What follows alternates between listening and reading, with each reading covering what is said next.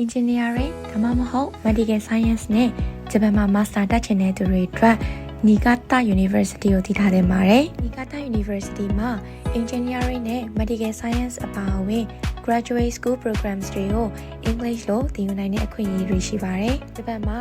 Graduate School တက်ချင်တဲ့မြန်မာကျောင်းသားတွေအနေနဲ့ကတော့အရန်ကောင်းတဲ့တက္ကသိုလ်တစ်ခုဖြစ်ပါတယ်။ဒါအပြင် Niigata ခရိုင်မှာနေထိုင်ရတဲ့အားသာချက်တွေလည်းအများကြီးရှိပါတယ်။ပထမဆုံးကတော့ Niigata ရဲ့ဆန်အရန်နာမည်ကြီးပြီးဆောက်လုပ်လည်းအရန်ကောင်းပါတယ်။ဒါအပြင်တခြားမြို့ကြီးတွေနဲ့ရှင်ရင်နေထိုင်စိတ်လည်းအများကြီးတက်တာတဲ့အတွက်ကြောင့်မို့လို့ကျောင်းသားတွေအနေနဲ့လည်းပွဲရပြီးရင်တော့မှ Niigata မြို့မှာပဲဆက်ပြီးတော့လုပ်ကြရရှိပါတယ်။ဒါ Niigata University မှာဘယ်လို program ရှိလဲ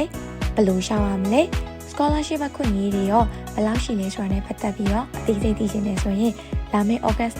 28-29 မှာကျင်းပမယ် Study in Japan Fair 2026 for Myanmar မှာ Niigata University ကိုတိုက်ရိုက်မြင်မြင်နိုင်ပါတယ်